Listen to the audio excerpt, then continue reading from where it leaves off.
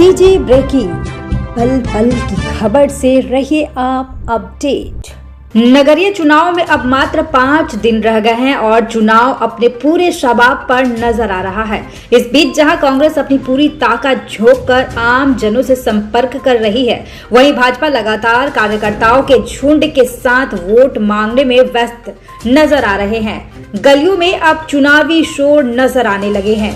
विभिन्न वाहनों के माध्यम से प्रचार प्रारंभ है।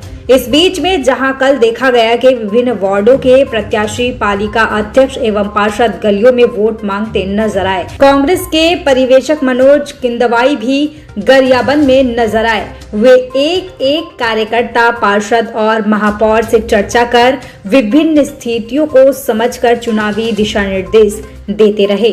उनसे हुई चर्चा में वे स्पष्ट रूप से कहते हैं कि मात्र 4-5 दिन जब बचे रहेंगे तो कांग्रेस अपनी रणनीति के अनुरूप चाल चलेगी और निश्चित रूप से गरियाबंद पालिका चुनाव में उन्हें सफलता मिलेगी।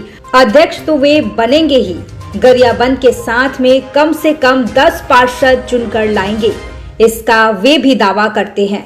इसी बीच एक बात यह भी नजर आ रही है कि आज कांग्रेस के पूर्व विधायक अमितेश शुक्ला गरियाबंद पहुंचे हैं।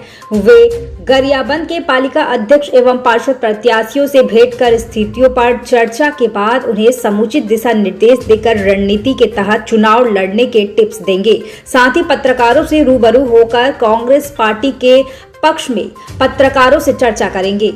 वहीं एक बात यह भी नजर आ रही है कि अब कांग्रेस भी पूरी तन्मयता से एकजुट होकर चुनाव लड़ने की रणनीति पर काम करने लगे हैं। वहीं भाजपा ही कार्यकर्ता सम्मेलन के बाद एक नया जोश नजर आ रहा है, तो दूसरी ओर ऐसा लगता है कि अमितेश शुक्ल के आगमन के बाद कांग्रेस में एक नई जान आएगी। वे पूरे तन मन से प्रचार में जुट जाएंगे।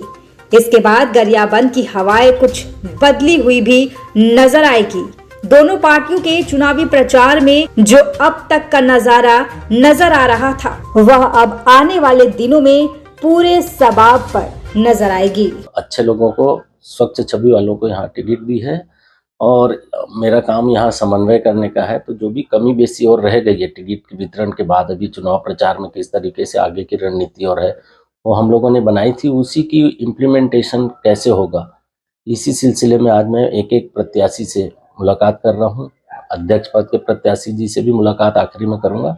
जो भी कमी हम लोगों को आज तक के दिख रही होगी तो उन सबको दूर करने का काम करेंगे। वोट जनता देती है। जनता ने भाजपा का कार्यकाल भी 1-1.5 साल का देखा है और भूपेश बघेल जी का कार्यकाल 5 साल देखा है कि क्या परिस्थिति थी उस समय और आज क्या स्थिति है, ये जनता भली भांति जानती है। इसलिए हमें पूरा विश्वास है जनता का साथ इस बार फिर हम लोगों को मिलेगा।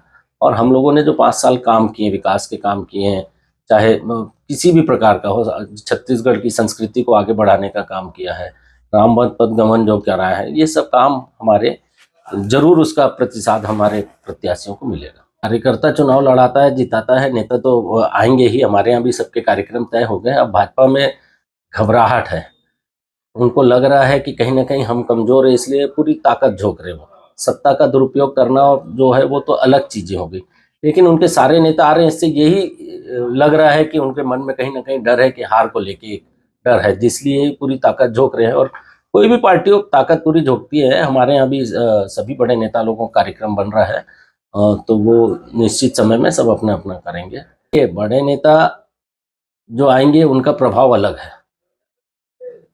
वार्ड के जो कार्यकर्ता जो चुनाव में दिन रात लड़ते हैं, दूसरी विपक्षी पार्टियों के सामने खड़े होते हैं, चुनाव तो वही लड़ते हैं। बड़े नेता निश्चित तौर पे आएंगे, उनका प्रभाव अलग है और उनके प्रभाव का असर भी दिखेगा आपको इसमें। बिल्कुल रणनीति के तहत बहुत सारी चीजें होनी है और आप भी सभी समझते हैं कि आखिरी के 4-5 दिन बहुत ही ज्यादा महत्वपूर्ण होते हैं।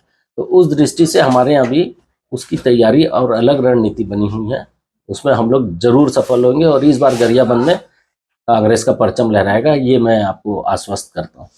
अब सीट का ऐसे आकलन नहीं है, लेकिन हाँ 10 या उससे ज़्यादा ही आएंगे।